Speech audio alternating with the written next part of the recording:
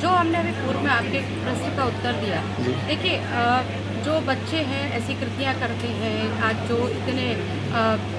तरह तरह के हमें वाक्य सब सुनने में आते हैं, उनका कहीं ना कहीं हमें ऐसा लगता है कि चूक हमारे घर से ही हुई है।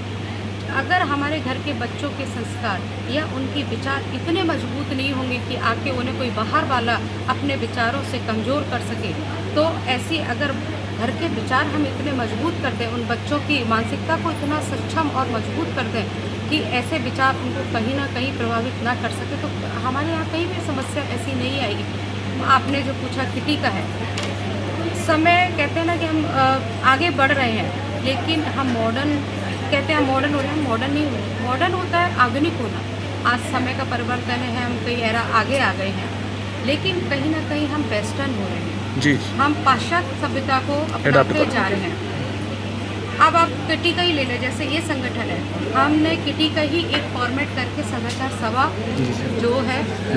शुरू की है, और इसका प्रमुख जो रीढ़ जिसको हम कहते हैं, मूल जो है वो सदाचार सभा है। हम सभी बहनें महीने में 15 दिन में 2 बार एकत्रित आते हैं 2-3 घंटे के लिए।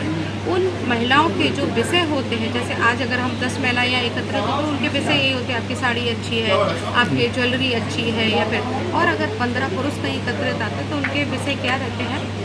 समाज में क्या हो रहा है, पॉलिटिक्स में क्या हो रहा है, शेयर बाजार क्या चल रहे हैं। तो ऐसे ही माओ के टॉपिक चेंज करना,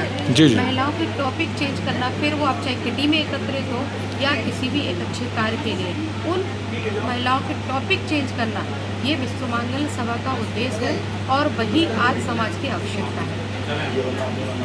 और ये क्या शिक्षा देना चाहती है इससे आगे लोगों को किस तरीके से आगे बढ़ाएंगी अपने? मैं आह्वान यही करना चाहती हूँ विश्व मंगल सभा